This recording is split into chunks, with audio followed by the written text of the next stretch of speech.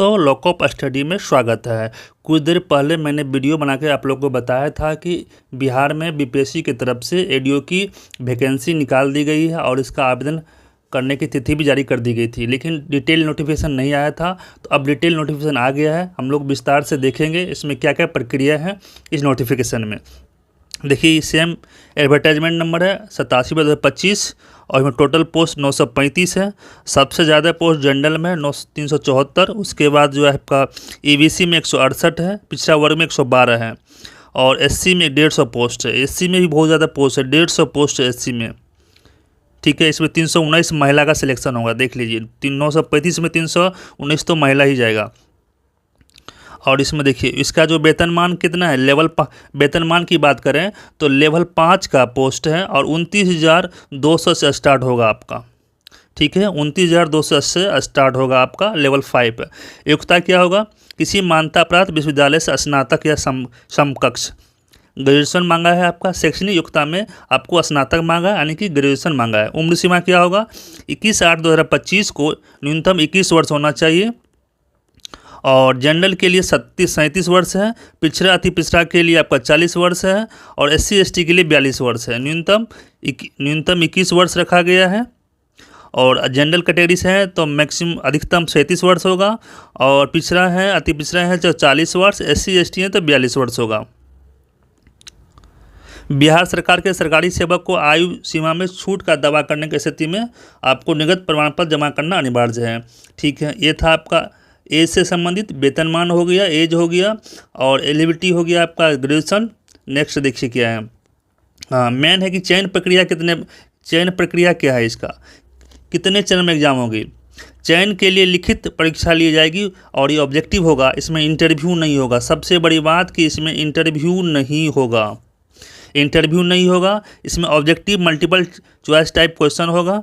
ठीक है, इंटरव्यू नहीं होगा और दिनांक 16 जुलाई समान प्रसारण विभाग की तरफ से ये बताया गया था कि जो उम्मीदवारों को होगा पिछड़ा वर्ग के लिए 36.5% मिनिमम मार्क्स आना चाहिए और आपको क्या है, हाँ जनरल के लिए 40%। ठीक है, और पिछड़ा वर्ग के लिए 34% और महिला SC ST के लिए 32%। इतना मिनिमम अंक आना चाहिए। कटअप तो फिर बाद में तय होता है कटअप कितना जाएगा।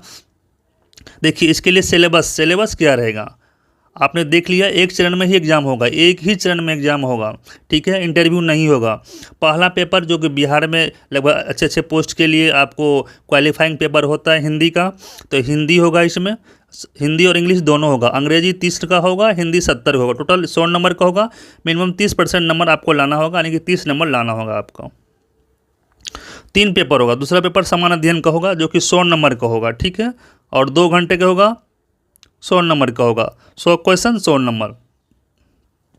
उसके बाद जनरल एप्टीट्यूड होगा, वो भी ऑब्जेक्टिव होगा, 100% होगा। इसमें जनरल एप्टीट्यूड में 100 नंबर का होगा, 2 घंटा 100 क्वेश्चन 100 नंबर होगा। निगेटिव मार्किंग है कि नहीं, हाँ निगेटिव मार्किंग इसमें भी है। 1/3 निगेटिव मार्किंग है, बीपीएससी में 1/3 निगेटिव मार्किंग होता है, तो इसमें भी 1/3 निगेटिव मार्किंग दिया गया है। समान भाषा में क्वालिफाइंग मांगा गया है, आप सिर्फ क्वालिफाई हो जाएंगे तो आपका नेक्स्ट कॉपी चेक होगा। पाठ्यक्रम क्या होगा समान भाषा के लिए, समान अंग्रेजी एवं समान हिंदी के प्रश्न इस तरह के होंगे अभ्यर्थी की भाषा संबंधित प्रयोग की समझदारी की जांच की जा सकेगी। समान अध्ययन वही आपका हिस्ट्री, ज्योग्राफी, इंटरनेशनल रिलेशंस और करेंट, भारत का इतिहास, बिहार की विशेषता, समान भूगोल, आज़ादी के पश्चात बिहार की अर्थव्यवस्था, भारत के राष्ट्रीय आंदोलन, ये सारे है पूरा है। समान योग्यता में क्या होगा, जनरल एबिलिटी होगा, टेस्ट होगा 100 नंबर का, उसमें क्या होगा देखिए नंबर सिस्टम दिया गया है और क्या है डेसिमल दिया गया है, परसेंटेज दिया गया है, रेशियो प्रोपोर्शन दिया गया है और एवरेज दिया गया है, सिंपल इंटरेस्ट, प्रॉफिट लॉस्ट। ठीक है, और क्या इसमें है, क्या रीजनिंग भी होगा, हाँ रीजनिंग भी दिया गया है। अंकगणितीय तर्क है, शाब्दिक है, चित्रात्मक है, वर्गीकरण है, गैर शाब्दिक श्रृंखला। हाँ तो जनरल एबिलिटी में सिर्फ आपका मैथ ही नहीं रहेगा, मैथ प्लस रीजनिंग दोनों रहेगा। देख लीजिए मैथ प्लस रीजनिंग दोनों है इसमें, तो 100 नंबर का जीके और 100 नंबर का जनरल एप्टीट्यूड, इसमें मैथ प्लस रीजनिंग दोनों है, मैथ प्लस रीजनिंग भी है। लिखित परीक्षा के उपरांत दस्तावेज सत्यापन आयोजित की जाएगी, जिसमें अभ्यर्थी को अपने ऑनलाइन आवेदन में किए गए दावे के अनुसार सभी वांछित प्रमाण पत्र की मूल प्रति के साथ उपस्थित होना होगा। मेरिट कैसे बनेगा? मेरिट बनेगा लिखित परीक्षा में प्राप्त अंकों के आधार पर आयोग अंतिम चयन हेतु मेधा सूची तैयार की जाएगी, उसी के आधार पर मेरिट बनेगा। पुनर्मूल्यांकन का प्रावधान नहीं है। आरक्षण क्या डोमिसाइल लागू है इसमें? ऑनलाइन आवेदन में अंकित कॉलम में आरक्षण का लाभ उन्हीं उम्मीदवार को मिलेगा जिसका अस्थायी निवास बिहार में है, अर्थात जो बिहार के मूल निवासी हैं। बिहार के राज्य के बाहर के निवासी अभ्यर्थियों को आरक्षण का लाभ दे नहीं होगा। आवेदन में दिया गया अस्थायी पता ही आरक्षण प्रयोजन के लिए अस्थायी निवास अनुमान है। ठीक है, यही है आपका आरक्षण कोटि देख लीजिए कितना कितना है आपका।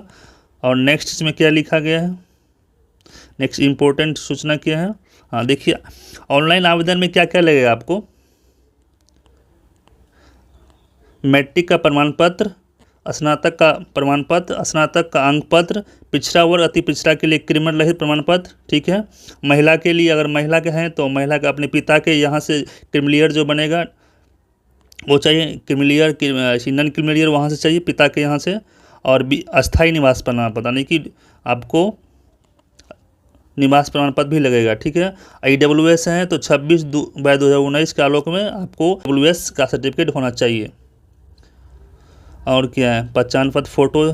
ठीक है, शुल्क मात्र 100। सबसे बड़ी बात इसमें जो नीतीश कुमार ने घोषणा किया था कि 100 रुपया ही लिया जाएगा, तो इसमें देखिए 100 रुपया। अब जितने भी वैकेंसी बिहार में आएगी तो इसका शुल्क 100 रुपया ही लिया जाएगा। अगर आधार नंबर आप नहीं डालते हैं तो 200 रुपये एक्स्ट्रा लिया जाएगा। ऑनलाइन आवेदन प्रारंभ करने की तिथि 27 अगस्त से स्टार्ट है और अंतिम तिथि 26 सितंबर, जैसा कि मैंने पहले वाला वीडियो में आपको बताया था। देखिए OTR के माध्यम से ऑनलाइन आवेदन किया जाएगा इसमें। ठीक है, यही है और क्या है, और तो कुछ है ही नहीं। 40 पेज का नोटिफिकेशन है आपका ये।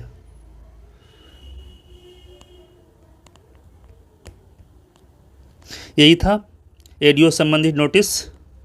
ठीक है, आप लोग फॉर्म फिलअप स्टार्ट भर दीजिएगा, 27 से स्टार्ट हो जाएगा। बहुत अच्छा पोस्ट है, लेवल 5 का पोस्ट है। ठीक है, और 10 पंचायत पे आपको एक एडीओ की बहाली की जाएगी। 935 पोस्ट है।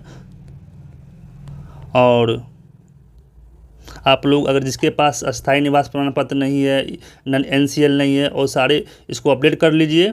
और जब से फॉर्म स्टार्ट हो तो फॉर्म जरूर भर लीजिएगा।